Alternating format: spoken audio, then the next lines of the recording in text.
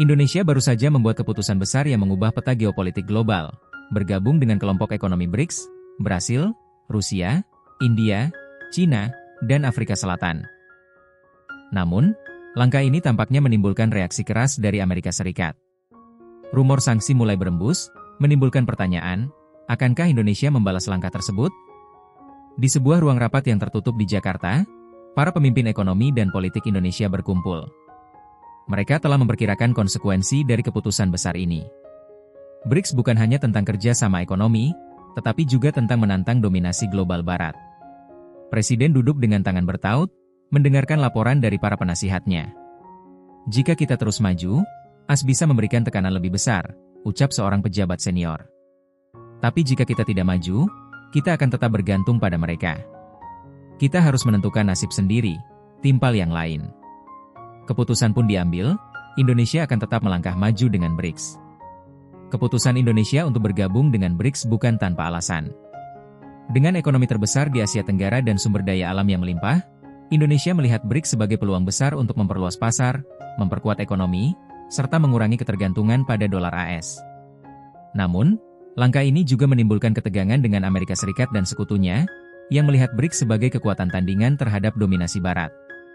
Beberapa pengamat menilai bahwa Washington bisa saja memberlakukan sanksi ekonomi atau kebijakan yang mempersempit akses Indonesia ke pasar keuangan global. Ketika berita ini sampai ke publik, media sosial pun ramai. Beberapa mendukung penuh langkah ini sebagai upaya memerdekakan ekonomi dari tekanan Barat, sementara yang lain khawatir akan dampak negatif terhadap bisnis dan investasi. Beberapa hari setelah pengumuman resmi keikutsertaan Indonesia dalam BRICS, muncul sinyal bahwa AS sedang mempertimbangkan langkah ekonomi yang lebih keras. Para ekonom mulai menganalisis kemungkinan dampaknya. Pembatasan akses ekspor ke pasar AS, khususnya di sektor teknologi dan manufaktur. Tekanan terhadap mata uang rupiah, dengan pembatasan akses perbankan Indonesia ke sistem keuangan berbasis dolar. Peningkatan hambatan investasi, terutama dari perusahaan-perusahaan berbasis Amerika yang beroperasi di Indonesia. Para pebisnis mulai merasa cemas. Dalam sebuah wawancara, seorang pengusaha tekstil di Bandung berkata, kalau ekspor ke Amerika dibatasi, banyak pekerja kita yang bisa kehilangan pekerjaan. Namun, tidak semua orang merasa khawatir.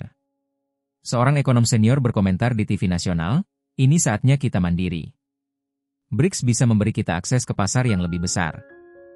Indonesia tampaknya tidak akan tinggal diam menghadapi tekanan ini. Sejumlah langkah strategis yang bisa diambil antara lain. 1. Memperkuat perdagangan dengan negara BRICS.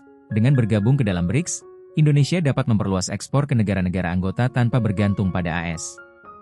2. Diversifikasi mata uang dalam transaksi internasional. Indonesia mulai mengurangi ketergantungan pada dolar AS dan mulai menggunakan mata uang lokal dalam perdagangan dengan negara BRICS. 3. Meningkatkan kerja sama militer dan teknologi. Jika AS membatasi akses terhadap teknologi, Indonesia bisa mencari alternatif dari China atau Rusia. 4. Menarik investor dari negara lain. Selain AS, masih banyak investor dari Timur Tengah, Eropa, dan Asia yang bisa menggantikan peran investor AS di Indonesia. 5. Mendorong kemandirian industri dalam negeri.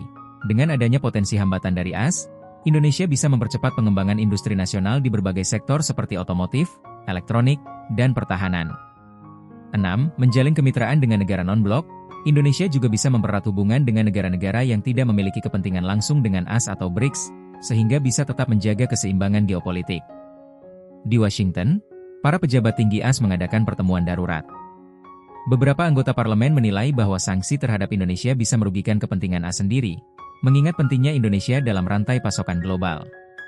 Seorang pejabat AS berkata dalam rapat tertutup, kita tidak bisa kehilangan Indonesia.